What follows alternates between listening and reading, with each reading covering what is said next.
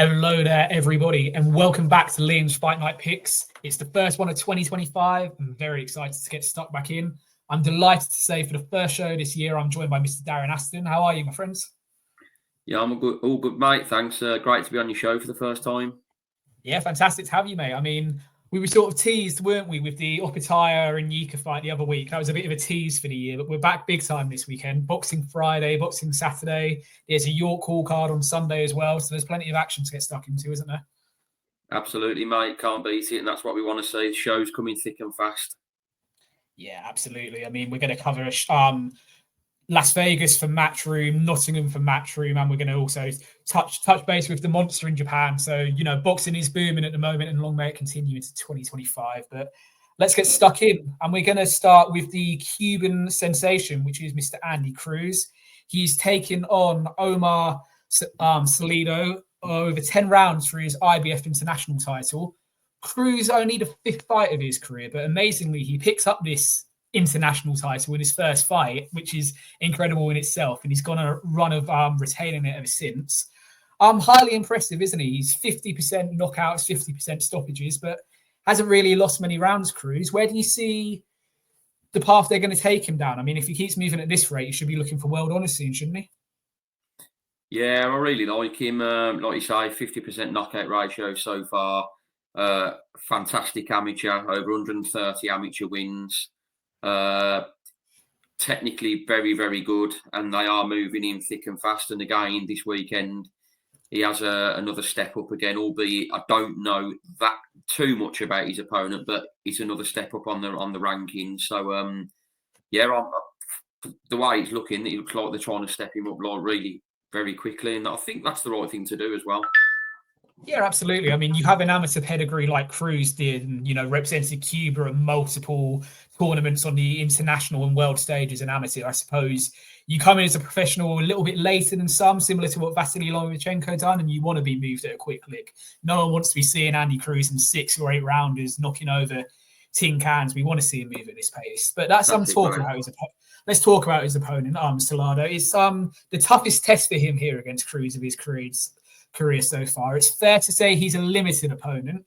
However, he's only had one defeat, and he's coming into this fight off the back of main eventing over on ProBox and getting a good win out in October last year. So you'd imagine confidence would be high, and we've seen what's happened with some of Eddie's American prospects, or 4 overseas prospects, should we say, taking on unknown fighters. They've come unstuck, haven't they?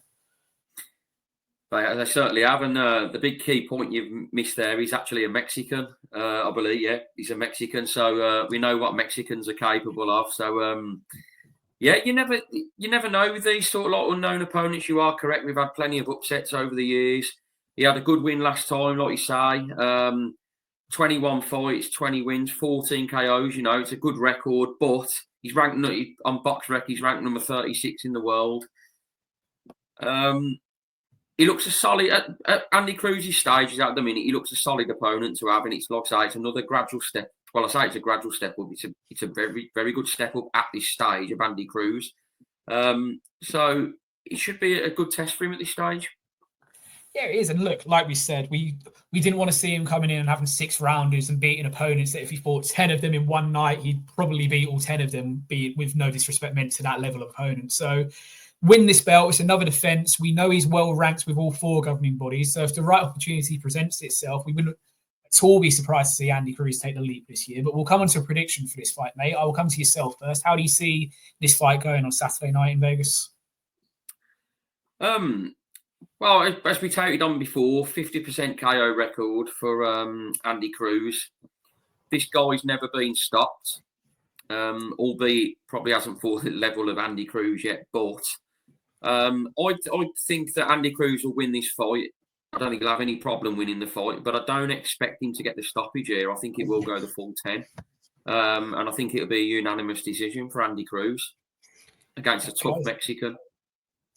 Yeah, it's a tough Mexican. Look, first and foremost for me, I'm excited to see Andy Cruz out. Again, the activity's been really good since he takes over. He's not having long gaps in between fights. And I do wonder in this fight, it's about what does Andy Cruz want to get out of the fight? I expect him to win and win comfortably, but does he want to bank another 10 rounds, or does he want to look to make a statement and get a stoppage? And I'm sort of leaning more towards a stoppage. I mean, we know this is going to be a game, tough Mexican, never been stopped. You've touched on how we know what Mexicans can do with the dynamite they have in their hands as well. But I think as the fight goes on, Cruz's class and just his sheer persistence will start having an effect. And I'm going between round 7 and 10, a second half of the fight stoppage for Andy Cruz, which would be a huge statement. And then we'll see what the plan is with Eddie and Matchroom for the rest of this year. So that's getting us started nicely. And we're going to come back to Vegas a little bit later to talk about the main event from that card. We're going to move on to, it's not Sheffield, as I said earlier, it's Nottingham for the Dalton Smith card. Yeah. And we're going to talk about Ellie Scotney and Motu, which is 10 rounds for Ellie Scotney's unified WBO and IBF super bantamweight titles. And Motu is putting an IBO title on the line for this fight. So an opportunity to pick up either 2 belts for the Kiwi or a 3rd belt for Scotney.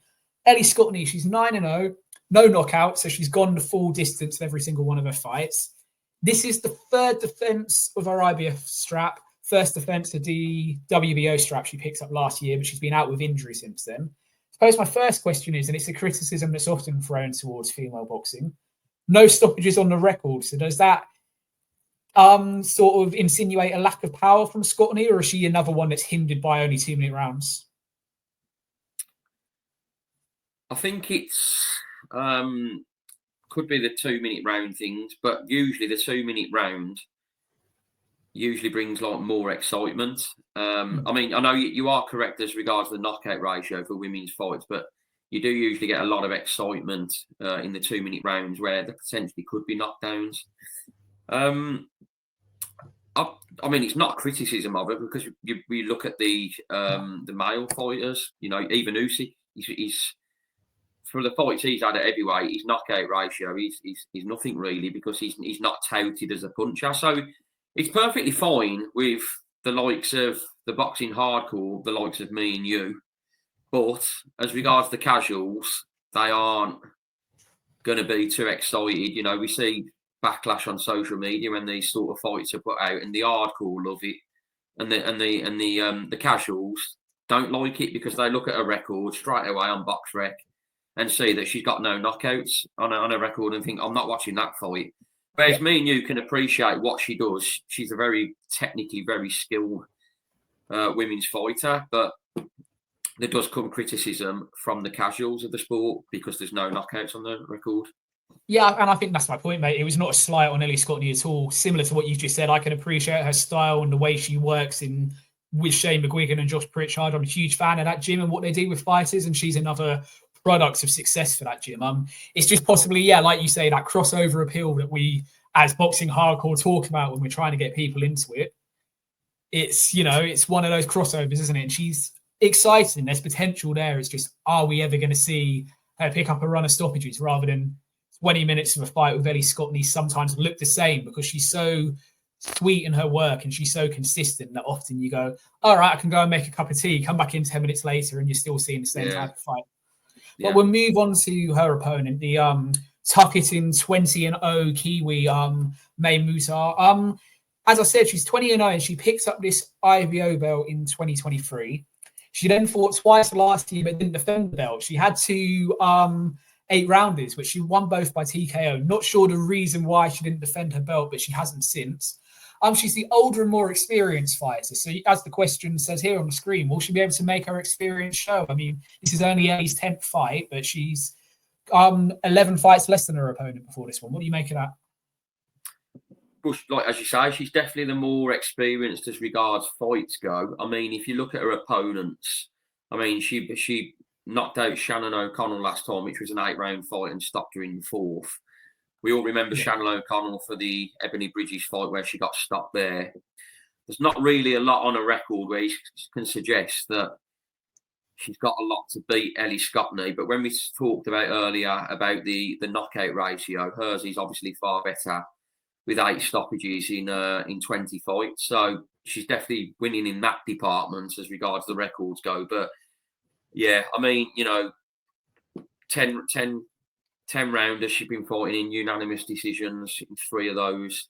And then in the 8-round fights in the last 2, she has got 2 stoppages. So, but it comes down to level of opposition and when you've got experience, it's all having experience. But when you ain't got the opposition to go along with it, that's where you can start to pick holes in the record a little bit, I feel. Yeah, mate, you're right there. I mean, it's kind of a loaded question. It's interesting that she won this belt in 2023 but didn't defend it last year and still holds on to the belt, which, hey, we don't know what the reasoning is for that, but that's an interesting one in itself. But it's good to see Ellie Scotney taking another step. Obviously, frustrating that she was injured and unable to fight at the back end of 24. I know she was touted to have a couple of dates, wasn't she? But then the injuries have sort of pushed her back into the start of 25, similar to Dalton Smith, who we're going to come on to in a bit. But let's hope that whatever happens in this fight, win or lose, that she's able to have a more productive year, because 26 is still young, especially in the female fight game. So she's got plenty of time to push through. So we'll move on to prediction, mate. For myself in this one, despite what I've said about her opponent, I do think Ellie Scotney's just that level above, especially at that division. She's younger, she's fresher, she's been in with a tougher caliber of opponent, even though she's had less fights. I do think it will be a points victory. I think I'm leaning towards a 7 rounds to 3, 8 rounds to 2 type of scorecards from the judges. But Ellie Scott needs to add the fringe IBO strap to her to more recognised world titles. How do you see it? Yeah, I pretty much agree with what you said there. I think Ellie Scotney has just got that bit better calibre of opponents on a record. I mean, you know, she beat Shanika Johnson. That was a very good win. I think it will be a points win. I don't think she'll be getting a stoppage here. Me and Motu will put in a game performance, but I think you could be right with something like unanimous decision, 7 rounds to 3, something like that. So yeah, I'm expecting Ellie Scotney to win, but I'm expecting her opponent to be game, but it should be a comfortable enough win in the end for Ellie Scotney. Yeah, absolutely. Excited to see how me and Motu travels over.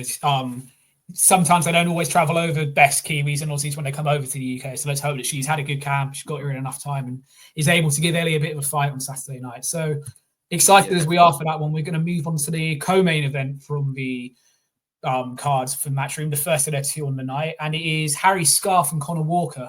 This is 12 rounds for the British and Commonwealth titles at welterweight. I mean, I'm sure our overseas fans are fed up of hearing this, but how often do you see a dud British and Commonwealth title fight? They don't exist. They're always exciting fights, aren't they, mate? Yeah, they are. Yeah, and I don't think this one's going to disappoint either. I'm expecting some good action in this one. I don't see how this fight can disappoint, really. And that's what we want to see in British title fights. You know, we want to see excitement. 12 rounds, and I'm expecting some fireworks in this one. Yeah, so am I, mate. So we'll talk about the champion first in Harry Scarff. 13-3 is his record.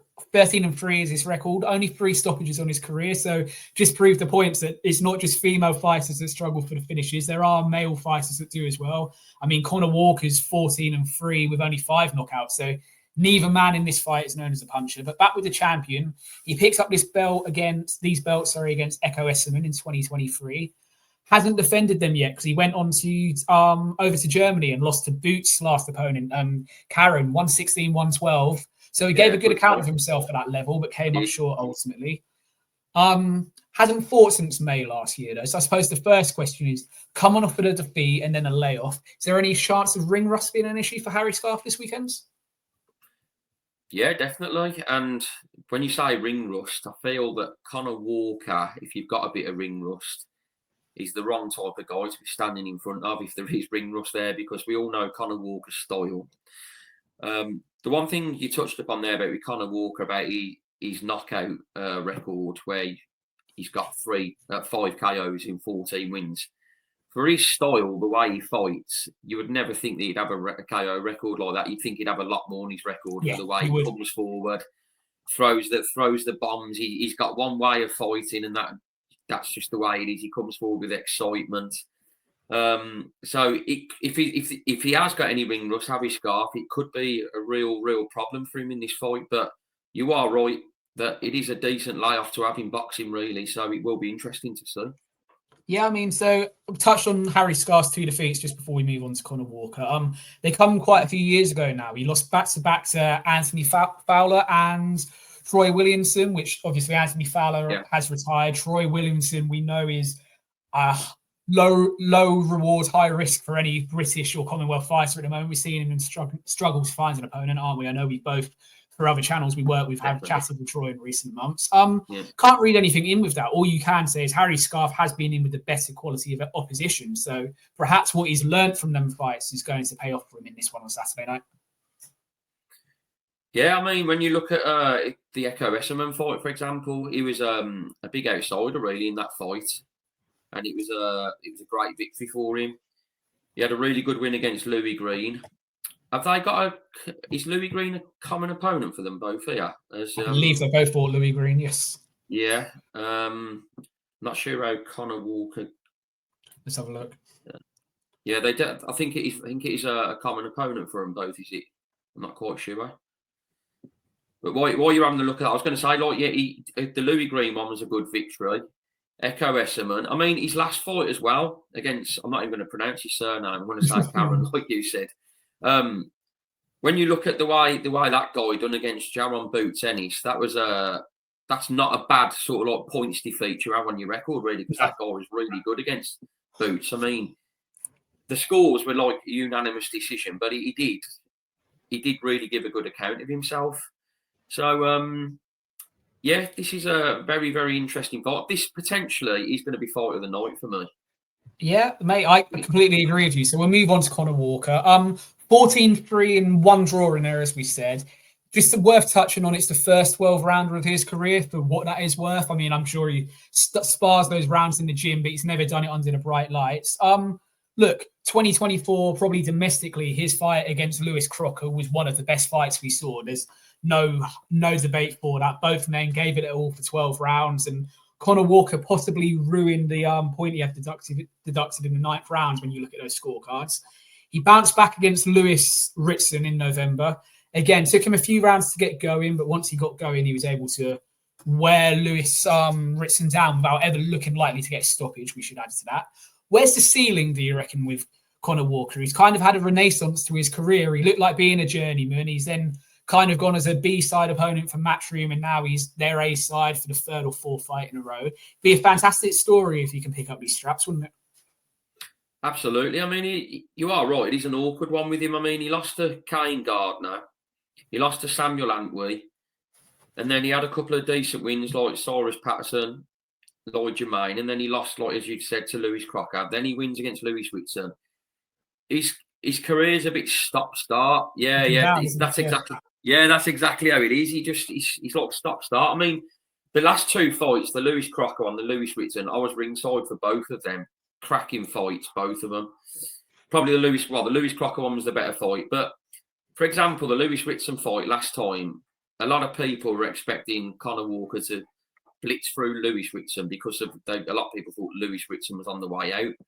Yep. But I thought Lewis Whitson gave a very good account of himself. And again, he lost unanimous decision. But, you know, there wasn't a lot in some of them rounds. And Ritson did catch him a few times in that fight. So I don't know where the ceiling.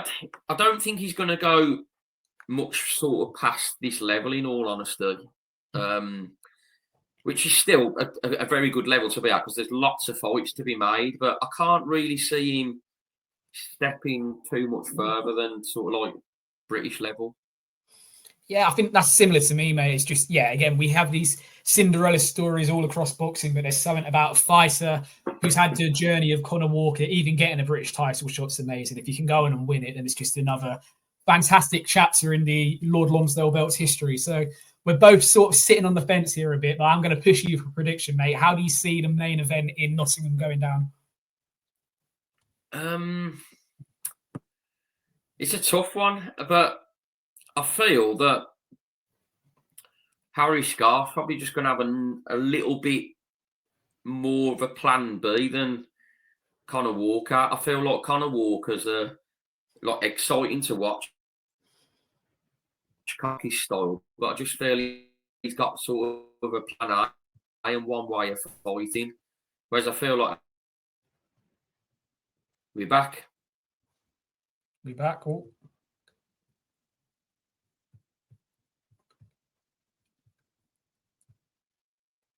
What's going on here? I've lost Darren. Right, so just coming on to a prediction for this fight, mate. How do you see this fight going down in Nottingham on Saturday night? I just feel that Harry Scarff's probably got enough to win on points. I think he's got a bit more of a plan B than Conor Walker. Exciting to watch Conor Walker. Can't knock his style. And he's one that you'd always want to watch. But I just feel he lacks a bit of a plan B at times. He walks forward. He's got one way of fighting, a very exciting way of fighting. But I just feel he lacks that plan B. Whereas I think Harry Scarff has potentially enough to outbox him like he did get the victory against Echo Esserman. So I think I'm going to hedge towards Harry Scarff on points. Yeah, I've gone back and forth in my mind about this fight, sort of trying to come up with a prediction this today, last couple of days, and I've also favoured with the champion Harry Scarff. I think the fact he's been in there in 12 rounds before, he's got the experience of going in against the fringe world level opponent, as you saw in his last fight. I just think that's going to be a little too much for Conor Walker, and it's going to be an absolute war. It will go to points. We may get a split decision, but I believe it's going to be and still for Harry Scarff on Saturday evening. So we've all done with all the undercards fights, mate. We've got 3 main events to cover now. We're going to go back to the Cosmopolitan in Vegas now, and we're going to talk about Diego Pacheco and Steven Nelson. This is for the WBC US and the WBO international titles at 168 pounds. Look, Diego Pacheco, 22-0, 18 KOs. His first outing since that sickening body shot finish with Selecki last August. I mean, it still makes me wince now thinking about it. That was absolutely brutal.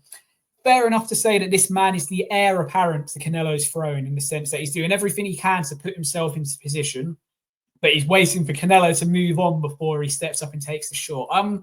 Could you... Well, 2 accusations you could possibly throw at Pacheco. 1, could complacency be creeping in with him? And 2, is he treading water a little bit, sort of looking for this level of opponent, sort of taking that final jump? Well, possibly, but I think for where he's at this stage, I think this is a very, very good live opponent. So I don't think there's anything wrong with this fight at all. And I think it's a very exciting one on paper. So I think he's doing everything right and going through the stages the right way for me. I know, like, you do see mixed opinions on things like you just talked about, but for me, I don't think there's anything wrong with this type of fight or opponent at all, because I think it's very good. No, mate, I'm similar to you. So I done a prediction show with Sam and Jay last night, and I said, look, this is a very, very live opponent. Okay, Nelson is only 20-0 and he's 36, so he's about 13 years, I believe he is Pacheco's senior. Yeah. But as I'm saying here, look, is he about to rip up the scripts again for another matchroom prospect across the pond? Is he going to come in?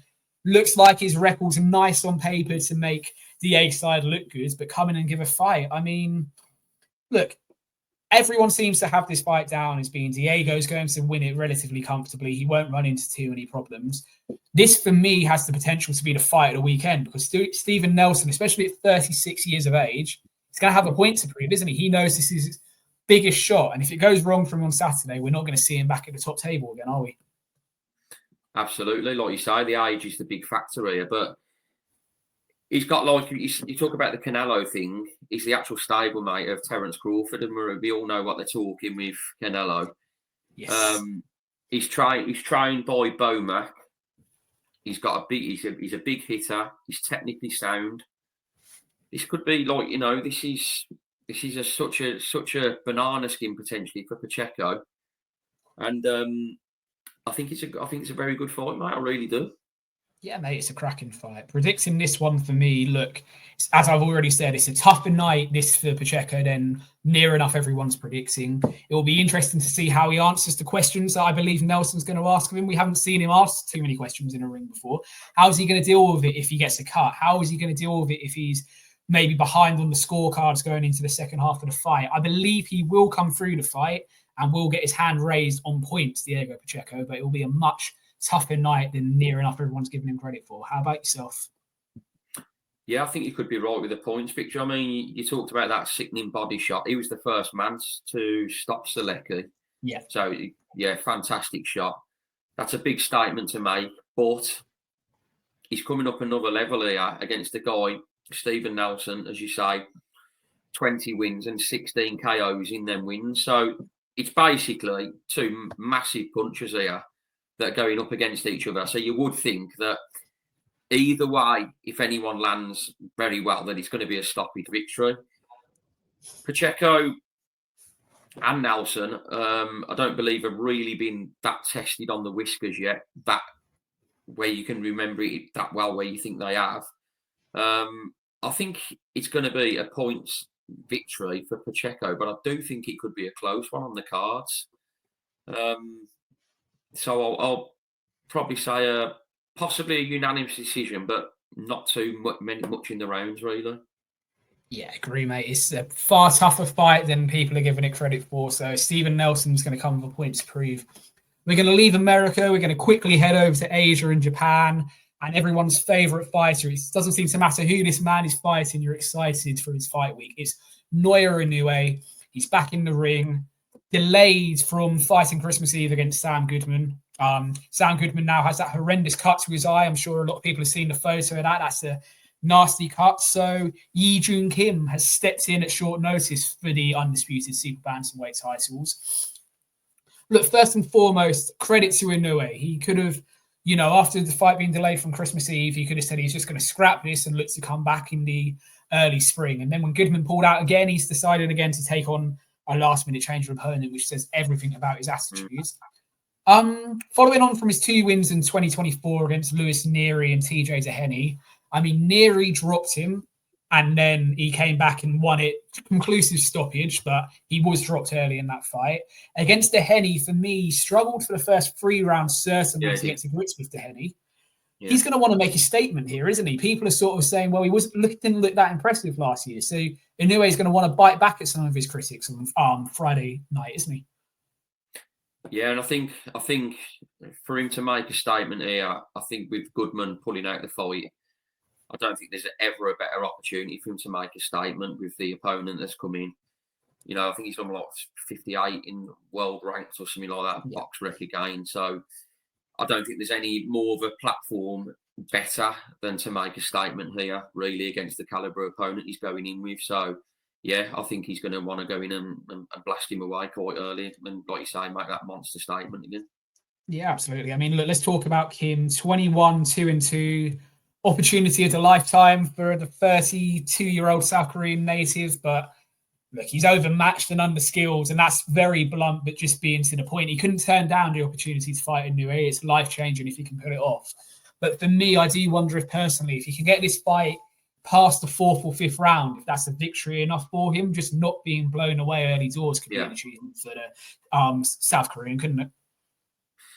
Yeah, definitely. I think I think, like you say, even if he got to like on a points loss here, I think it'd be like a victory for him because he's just a massive underdog. He's took the fight at short notice. Fair play to him. Can't ask for any more than that. Obviously, he's getting a good payday for it. But no fighter wants to go in the ring believing they aren't going to win. But surely he has major doubts, and he's just took the fight at last minute and just thought, I'm just going to roll the... You never know, he might go in and try and roll the dice and think I'm just going to have a go while I can, but surely he's going to come unstuck very early if he tries that. Yeah, you would imagine so, mate. So let's have a prediction for the main event from Tokyo, which will be Friday lunchtime in the UK, a bit of Friday lunchtime action for us over here. I'm expecting a very quick blast out for Inoue here. I think it's the perfect opportunity for him. Weak opponent. I don't like to say that, but he is, compared to what we had with Goodman, a lot weaker opponent. And I'm expecting Inoue to do a job within 4 rounds max. I'm going to go even more emphatic than that, mate. I don't expect Inoue to play with his food. I think he's heard some of the criticism and knows the opportunities that are there from him this year. And I'm thinking Inoue inside the first 3 minutes. I think he's going to get in there and really look to show that Kim is not on my level. I've taken this fight, so I stay active, but this is what I can do. This is the level I'm still at. And I'm very excited to sit down on Friday lunchtime and enjoy the fight. So leaves us with 1 fight left to cover. We're heading back to the UK. We're heading back to Nottingham. It's Dalton Smith and Walid Asazi. It's 12 rounds for the WBC silver belt, for what that's worth. But the big title on the line here is the European super lightweight title. The long wait it's been for Dalton Smith. He was meant to have this fight twice last year against different opponents, but an ankle injury put paid to that both times. I'm frustrating for him because after knocking out Jose Cepeda again with a body shot inside 5 rounds in March last year, it looked like he was set for a big year, be it Adam Azim or this European title tilt, but it never really progressed like that. So what are we expecting to see from Dalton Smith? I mean, it's a very long layoff for him, so he's going to be eager to get back into the ring, isn't he? Yeah, he certainly is. But the one thing that he is obviously going to have fresh in the mind that it was a fantastic victory, his last one against a quality operator, albeit a bit over the hill, but still a quality operator he beat. It was a great stoppage. And also there's talk about us seeing about the possible injury with the ankle again, like not fully fit. Yeah. So that could be a factor in the fight. So let's see. But that might play on his mind as well a little bit. So it will be interesting to see how he does go into this fight. I think you'll know when he gets in the rings from round one how sort of like the tactics are going to play out, whether you maybe even need out to tell with the ankle as well early on. Yeah, I think that's similar. And another thing as well is obviously how on the ball is his eye for this fight. We know how the Battle of Britain with Adam Azim is huge. It's Eddie Hearn and Ben Shalom have done their best to build even more hype towards it with their dislike or lack of respect for one another, I think would be fair to say. So he needs to be on it, Dalton Smith. Let's touch on his opponent. Look, he has lost twice in his career, but he's unbeaten since 2018 for what that is worth. He hasn't been stopped as well. He's never been stopped before as well, so that's another angle in this fight. How much of a threat does he really pose? I mean, is he going to be challenging the spirit of Bruno Soares against Jaime Munguia, looking for that sort of one-punch finish? Is that the sort of levels we're talking about here in terms of golfing class?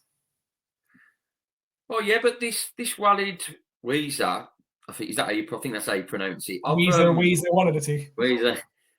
I don't know too much about him. Like I think even a lot of hardcore fans won't know too much about this guy. But for me, I remember the Chev Clark fight, and he fought that French guy, and we didn't really know too much about the French guy in that, and he went on and beat Chev Clark. So, you know, when you look at comparisons, and that guy the same hadn't fought out of France much, like the same as this guy. So they are a bit of an unknown. You just don't know. Are they better than what their record touts? Like the guys they beat on the records, are they better than what they are? That the record looks like. It's a bit of an unknown.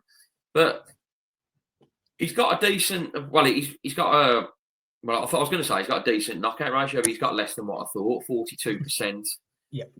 I don't think he's going to have too much to trouble Dalton Smith, in all honesty. But Dalton Smith has got lot better opponents on his record, hasn't he? And when you look, 12 KOs in 16 wins, and to stop Sam Maxwell and Cepeda in your last 2 fights, you can only say Dalton Smith got to be in the ascendancy in this one.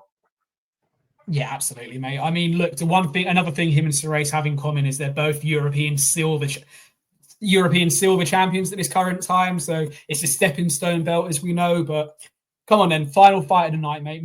Prediction for the main event from Nottingham. What do you reckon is going to happen? I think Dalton Smith will win. I think, sort of like I say, the home fight. I mean, he's from Sheffield and this is Nottingham, home-ish fighter. I think he's going to have too much for this guy, but I just think there's always that, like I said, I always think that Chev Clark, that French guy, I didn't really know who he was. So I have been thinking, like, is he going to pose more of a problem than what we think? But I'm not so sure he gets the stoppage here, Dalton Smith. I think he might be a bit durable. I think he might be a tough French guy, this opponent. So I'm going to say Dalton Smith on a unanimous decision. I think if he does get a stoppage, Dalton Smith, I think it'll be late in the fight, especially with the long layoff as well. I think he's got to build into the fight a little bit, having that layoff he's had. Yeah, absolutely. So I gave a prediction yesterday for this fight, and I said Dalton Smith in 5. I just thought, especially if he's worried about the injury, he may look to just blow his opponent away early, but it's an ankle injury. So if he's not able to sit down on his punches and generate the power, that could be a problem for him. So I'm leaning still towards Dalton Smith winning, probably wide on points, as he's not going to be able to let his hands go in the same way. So Dalton Smith to pick up the European title by a wide points decision is my prediction. But I'm looking forward to seeing it. It's good to see him back in the ring, and it's good that we've got some big fights back now in 2025. It's the start of an incredible run, isn't it? We already know what we're doing up until the middle of March every weekend, which is fantastic. But that is where we'll leave it for this week. A massive thank you to Darren for coming on. It's been a long time in the pipe work, so great to finally get it across the line. Before we do go, mate, just to let everyone know where they can find you on social media and also about your YouTube channel. What's the handle for those? Oh, cheers for that. At Aston Darren, you can find me on X, formerly Twitter, and my boxing page. You search out a lot of boxing. I've had some good guests on. I only started like late October, early November, and I've had some good guests on so far, including Mark Tibbs, Nathan Heaney, just to name a few. Gary Spike O'Sullivan recently as well, talking about when he fought Eubank. But I'm having a few technical issues at the minute, so I'm trying to sort it out, and I'm going to try and get back up and running very, very soon. So I appreciate the shout out for that, mate. Thank you. No, not a problem, man. Not just saying this because he's sitting next to me on a screen, but if you're not following his channels, make sure you do. Great content on X, great content on YouTube, and excited to see what else he can come up with once he gets his technical issues sorted. But as I've just alluded at, this is the start of a massive run, and I will be back again next week looking ahead to Azamazine, David Benavidez against David Morrell. There's some fantastic fights next week. Look out for the guest